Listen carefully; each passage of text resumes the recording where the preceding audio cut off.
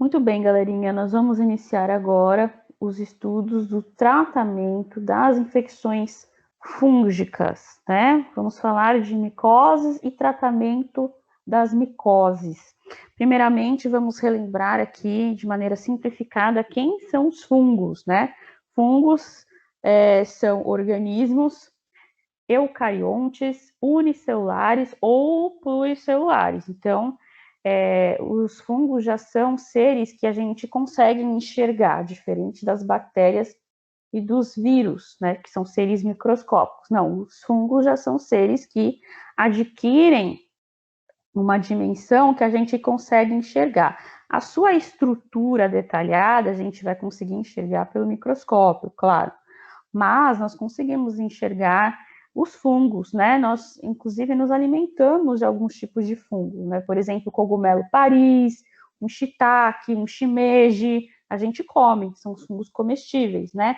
A gente consegue enxergar os fungos quando eles estão crescendo, contaminando os nossos alimentos, né? Que a gente chama de bolor, ou até mesmo quando eles estão crescendo sobre os objetos, a gente chama de mofo. Então, a gente consegue enxergar os fungos, certo? Existem cerca de 50 espécies de fungos que são patogênicos. Então, os fungos, em sua maioria, não são patogênicos e muitas espécies trazem muitos benefícios a nós, né? Então, como já citado aqui, nós temos fungos comestíveis, nós temos fungos leveduras, né? Que também entra na classificação dos fungos biológica, que nós utilizamos para fazer fermentação e produzir, por exemplo, o vinho, produzir a cerveja. Então, muitos dos fungos são úteis para nós e alguns poucos fungos vão causar doenças, tá? Geralmente, eles vivem em simbiose com o ser humano, ou seja, nós nos beneficiamos dos fungos e eles se beneficiam de nós, né? A gente chama também essa relação de mutualismo, na quem estudou biologia aí, certo? Então, por exemplo, a gente tem fungo na nossa microbiota também, a gente tem leveduras no nosso intestino, não é só bactéria. Quando a gente fala de microbiota, é um conjunto de micro-organismos que envolvem leveduras e bactérias.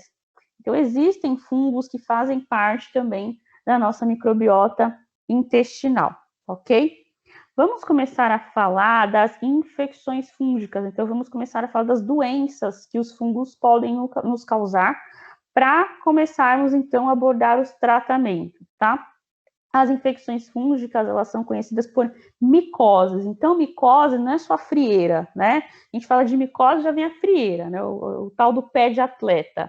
Não, micose é o nome que nós damos a qualquer infecção causada por fungos, seja ela uma frieira, seja ela uma infecção sistêmica. O que é uma infecção sistêmica? Já vamos conversar sobre, tá?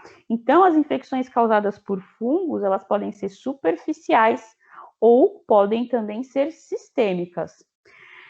Alguns autores ainda colocam um tipo de infecção intermediária, né, que a gente chama de micose cutânea, que é aquela micose que acomete pele, pelo e unha.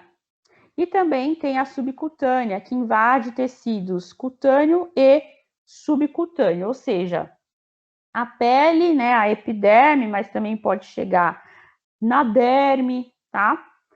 A cada ano, mais de 1,5 milhão de pessoas morrem por infecção fúngica. Então, o que acontece? Não era tão comum existir infecções fúngicas, mas conforme os nossos hábitos foram mudando e foram surgindo situações que o sistema imune foi se tornando debilitado, como, por exemplo, o número de infectados por HIV, né, que já sabemos que é uma epidemia a contaminação por HIV. O número de pessoas que se submetem a tratamentos contra o câncer, o número de pessoas que se submetem a tratamentos de doenças autoimunes. Isso foi fazendo com que a quantidade de indivíduos com a imunidade comprometida fosse aumentando na população e favorecendo as infecções fúngicas, né? Porque geralmente as infecções fúngicas estão relacionadas com a imunidade comprometida. Nós vamos ver aqui que alguns tipos de doenças causadas por fungos, elas não são facilmente desenvolvidas em pessoas que estejam com o sistema imune trabalhando adequadamente, tá? O indivíduo ele precisa estar imunocomprometido, imunodebilitado, para que o fungo consiga se estabelecer, tá? Não é o caso de infecções superficiais. Infecções superficiais envolvem outros fatores, são fatores hormonais, né? Estilo de vida, higienização, etc, tá? As infecções que a gente considera como sendo relacionadas à baixa imunidade, as infecções fúngicas, né, relacionadas à baixa imunidade, são as infecções sistêmicas. Então, vamos primeiro conversar sobre as micoses superficiais, as infecções fúngicas aí que acometem a pele, as unhas, os pelos, certo?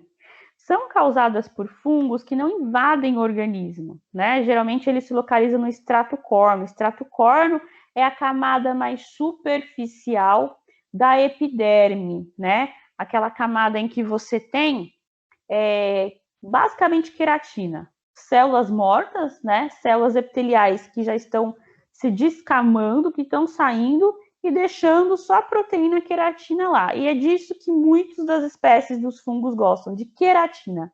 A gente chama eles de queratinófilos, ou seja, eles são ávidos por queratina, eles se alimentam de queratina, tá? Então, eles se localizam no extrato córneo da pele e na região queratinizada do cabelo e da unha. Então, eles contaminam essas regiões porque eles gostam de queratina. E a gente tem queratina no cabelo, queratina na unha, tá?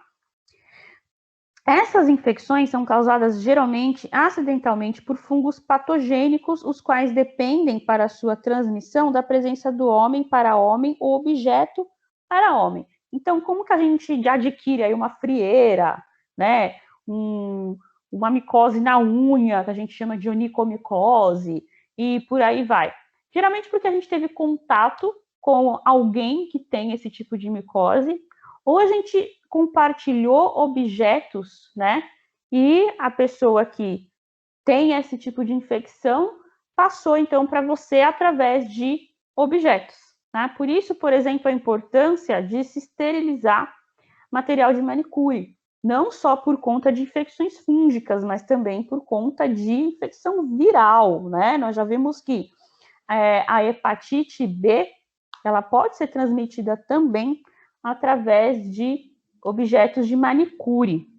Então, uma primeira infecção aqui que nós vamos abordar é a pitiríase versicolor, também conhecida popularmente como pano branco, né? Que é aquelas manchas que aparecem na pele e que geralmente a gente acha que tem relação com o sol. Ah, a pessoa tomou sol e ficou com essas manchas. Não, o que faz, né, se relacionar essas manchas com o sol é porque onde tem a infecção, as regiões onde o fungo está infectando são regiões que você tem aí alguma alteração na quantidade de melanina, na expressão de melanina. Então, quando a pessoa toma sol, aquelas regiões elas não são bronzeadas, vamos dizer assim, né? E aí a região ao redor da pele que é bronzeada se escurece mais e aí que destaca mais, né, a micose desse indivíduo, tá? É muito comum, especialmente entre jovens e de evolução crônica e recorrente, ou seja, é um tipo de micose que pode se estender e pode melhorar, daqui a pouco volta, melhora, daqui a pouco volta.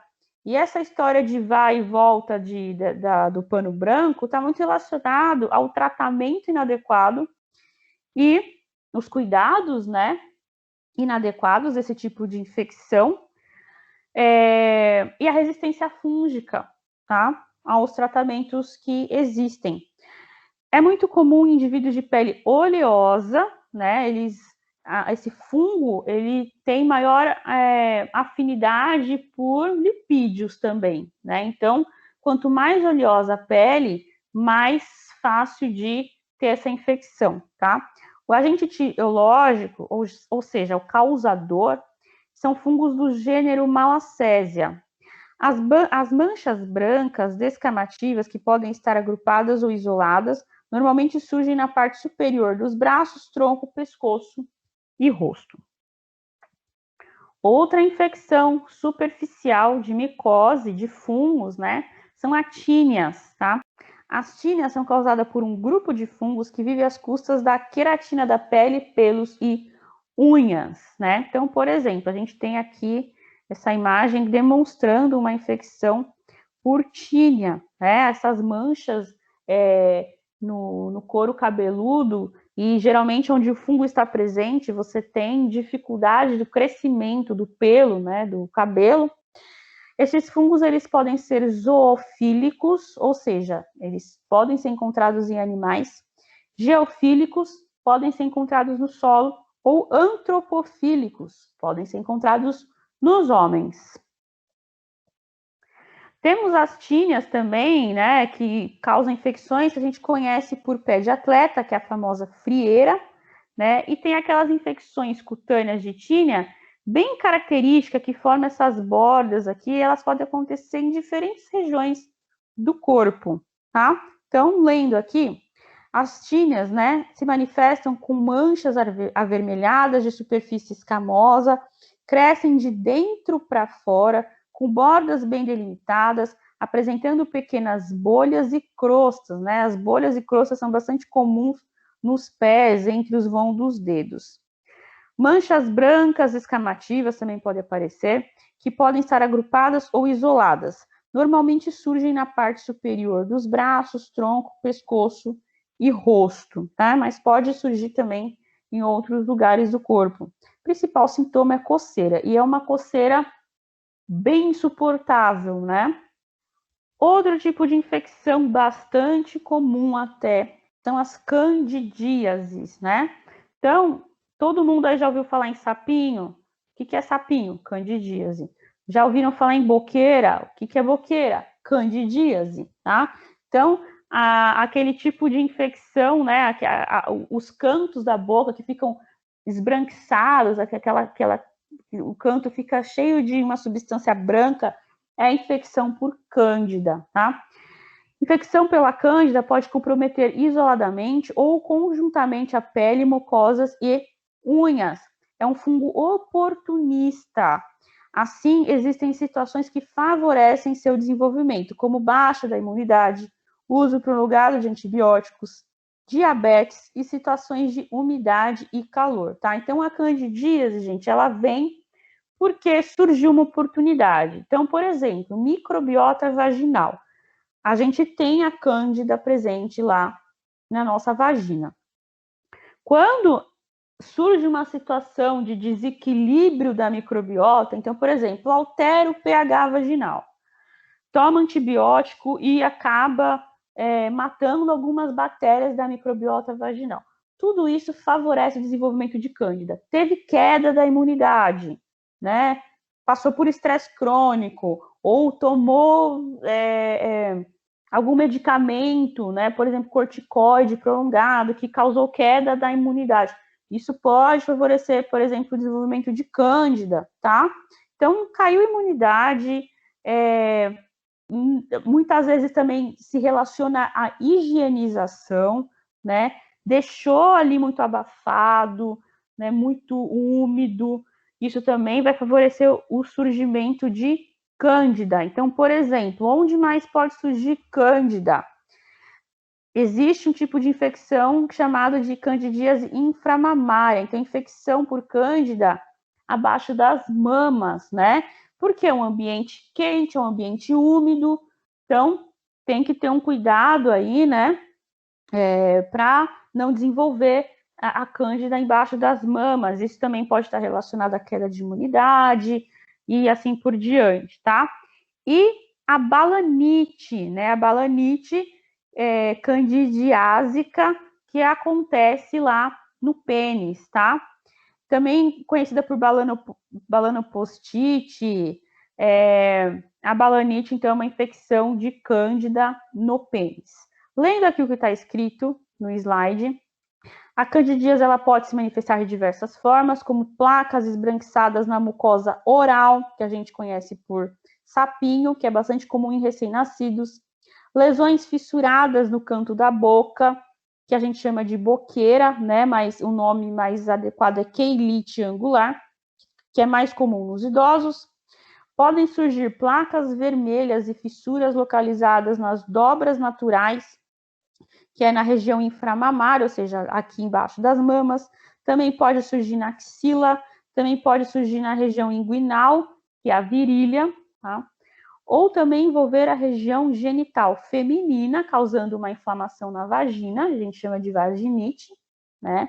Ou também na região genital masculina, que aí a gente vai chamar de balanite, provocando coceiras, manchas vermelhas e secreção vaginal esbranquiçada. Falando agora sobre a onicomicose, a famosa micose de unha. Qual que é o maior problema da micose de unha? A estética, né? Então, micose de unha não altera a qualidade de vida do indivíduo, não vai trazer um problema muito sério, um incômodo físico muito grande. É mais estético, né? Então, o tratamento é mais para melhorar o aspecto da unha, tá? Acomete tanto as unhas dos pés quanto as das mãos. São raras na infância, com predomínio no adulto maior de 55 anos. Geralmente a unha se descola do leito e se torna mais espessa. Pode também haver mudança na coloração e na forma da unha. Agora sobre as micoses sistêmicas, tá? As micoses sistêmicas, no geral, gente, elas são causadas por uma ineficiência, vamos dizer assim, né, do sistema imune, tá? Porque nosso sistema imunológico, como já dito, geralmente consegue combater uma infecção fúngica, tá? Não deixa um fungo se desenvolver dentro do nosso corpo, né? Então, você pode até ter aí uma candidíase vaginal, um sapinho, você pode ter um pé de atleta, uma frieira, você pode, enfim, são situações em que a micose é superficial e que não tem, na maioria das vezes, relação com o sistema imune, com a imunidade do indivíduo. Pode ter, mas não é o que determina o desenvolvimento de uma micose superficial. Agora, a micose sistêmica, o que determina o desenvolvimento dessa micose sistêmica é a imunidade do indivíduo, tá? Então, geralmente, as micoses sistêmicas são causadas por fungos saprófitas, ou seja, fungos que se alimentam de matéria orgânica originária de processos de decomposição, né? Fungos que fazem decomposição de matéria orgânica, de alimentos que estão, né, entrando em apodrecimento, até mesmo de cadáveres, tá? Estes fungos têm a capacidade de adaptação ao hospedeiro. Há também a micose sistêmica oportunística, que é causada por fungos oportunistas que normalmente não são patogênicos ao hospedeiro. Entretanto, produzirão doença caso exista cânceres, tratamento com imunossupressores, AIDS, diabetes mellitus, exposição aos raios-x, subnutrição, queimaduras, são portas de entrada para infecção fúngica sistêmica. Então, a primeira infecção fúngica sistêmica que nós vamos ver é a paracoccidioidomicose, né? Palavrão. O agente causador é o Paracoccidioides brasiliensis. Acontece geralmente em jovens e aparece algumas lesões na região cutânea, gastrointestinal e óssea. Nos adultos, essas lesões podem ir para o pulmão e também nas glândulas adrenais, ou também conhecidas por suprarrenais. Geralmente é um tipo de infecção associada à AIDS, né? As infecções oportunistas da AIDS, porque você teve queda do sistema imune por conta do vírus que está destruindo células CD4, com isso comprometendo a imunidade do indivíduo, que deixa o indivíduo mais suscetível a infecções que naturalmente ele conseguiria combater, né? E também esse tipo de infecção está associada ao uso em larga escala de antibióticos, né? Porque você fica desregulando a microbiota. Vamos lembrar que a nossa microbiota é um conjunto de micro-organismos que vivem em equilíbrio. Um está controlando o crescimento do outro. A partir do momento em que você mata muito algum micro-organismo que está controlando o crescimento daquele outro, ou que até mesmo impede, porque a nossa microbiota também ajuda na nossa proteção contra outros micro-organismos que possam causar doenças, né? E aí, a partir do momento que você favorece a morte de bactérias do seu corpo, que está protegendo, ajudando a proteger você contra outros micro-organismos, você abre a porta para aquele micro-organismo patogênico se proliferar. Por exemplo, estes fungos, tá? Então, o uso de antimicrobianos de maneira desordenada, descontrolada, ou até mesmo não necessariamente descontrolada, mas que aquele indivíduo, né, para tratar uma determinada tipo de infecção, acabou tendo que fazer um uso muito grande de antibióticos e aí acaba favorecendo também a ocorrência dessas infecções, certo? Outro tipo de infecção fúngica sistêmica é a histoplasmose. O agente causador é o Histoplasma capsulatum. A histoplasmose aconteceu em alguns momentos aí, já houveram algumas microendemias, né, regiões que tiveram surtos aí de histoplasmose aqui no Brasil. E acontece principalmente esse tipo de infecção quando as pessoas entram em cavernas, grutas, minas abandonadas e limpeza de galinheiros, tá? Como se adquire esse fungo?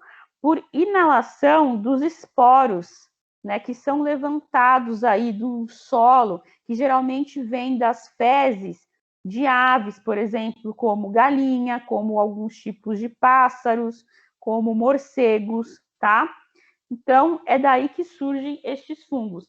E por que tem relação aí com cavernas, né, das pessoas entrarem em cavernas? Porque geralmente são ambientes em que os morcegos se localizam, onde eles habitam, né? Então, muitas vezes eles estão lá, eles evacuam, né, nesses ambientes e eles podem levantar voo, acontece alguma coisa que levanta, né, os esporos do fungo, o indivíduo inala e acaba desenvolvendo esse tipo de infecção. A histoplasmose ela não é transmissível de pessoa para pessoa, né? Para o indivíduo adquirir a histoplasmose, é necessário, então, que ela inale o esporo dos fungos. E isso está mais relacionado quando essa pessoa está na presença de animais que evacuam o fungo, né? Os fungos esporados, ou até mesmo quando adentram em cavernas, grutas, etc., que tem ali aves ou morcegos, né? Que evacuem os esporos do fungo, tá? Os indivíduos imunocompetentes, ou seja, que estão com a imunidade ok, pode apresentar a forma benigna dessa infecção, autolimitada, muitas vezes assintomática, ou seja, adquiriu o fungo, o sistema imune dá conta de combater ele. E aí a pessoa, às vezes, nem desenvolve sintoma nenhum, passa ileso. Enquanto alguns indivíduos que são imunodebilitados, imunocomprometidos, aí já desenvolvem um quadro um pouco mais complicado, tá? A manifestação clínica dessa doença é parecida com uma pneumonia. Pode apresentar sintomas como tosse, dor de cabeça e dor muscular. E por último, vamos falar da criptococose, última infecção sistêmica aqui da aula, tá? Ela também é conhecida por blastomicose. O agente etiológico é o Cryptococcus neoformans. Essa doença também é adquirida por inalação da levedura encapsulada, né, de solo contaminado, também tem relação com fezes de animais, inalação das leveduras encapsuladas que sobem das fezes dos animais, tá? Solos contaminados com fezes de pombos contendo aminoácidos são propícios ao crescimento deste fungo. É uma doença que também pode vir como uma infecção oportunista da AIDS e pode apresentar-se em indivíduos que fazem tratamento prolongado com corticoides, tá? Então, gente, uma atenção aí com pombos, né? Pombos se tornaram uma praga urbana, então eles se multiplicaram, se reproduziram de maneira desordenada nos centros, nas cidades, tá? E atualmente eles ajudam a propagar uma série de doenças, dentre elas essas doenças fúngicas, essas micoses que a gente comentou aqui, tá? Então a histoplasmose, que nós comentamos anteriormente, ela pode também ser transmitida por pombo. A criptococose, que é essa doença que nós estamos falando agora, ela pode ser transmitida por pombo. Outras doenças, salmonelose, ornitose, meningite, tá? Então, pombos têm que ter um certo cuidado, tá?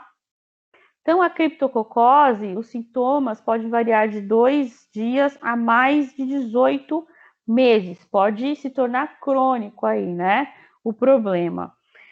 Na forma sistêmica, a criptococose apresenta frequentemente a meningite subaguda ou crônica, caracterizada por febre, fraqueza, dor no peito, rigidez de nuca, dor de cabeça, náusea, vômito, confusão mental, entre outros sintomas. O que é a meningite? É a inflamação das meninges, né? Vamos lembrar que as meninges são aquelas membranas que protegem aí o sistema nervoso central. A gente tem 3 meninges, né? A dura mater, a aracnoide e a pia mater, tá? Então, a infecção desse tecido, né, que forma as meninges, a gente chama de meningite. E essa infecção desses tecidos pode ser causada por vírus, pode ser causada por bactéria e também pode ser causada por fungo. Um fungo que pode causar meningite é o fungo da criptococose, o Cryptococcus neoformans, tá? Então, aqui a gente tem um esquema de transmissão da levedura, né? Então, aqui a gente tem pombos que fazem excretas perto de árvores, né? E ao levantar voo e etc., eles podem, então, favorecer a elevação desses esporos, das leveduras, tudo mais. O indivíduo inala esses esporos, essas leveduras encapsuladas, isso vai parar no pulmão, né? A infecção, todas essas infecções fúngicas sistêmicas geralmente começa no pulmão ou vai acometer o pulmão. Pode ser que venha acometer também outros órgãos, por exemplo, no caso da criptococose, pode causar uma meningite, mas geralmente começa no pulmão, tá? E aí do pulmão começa a se espalhar então para outros órgãos.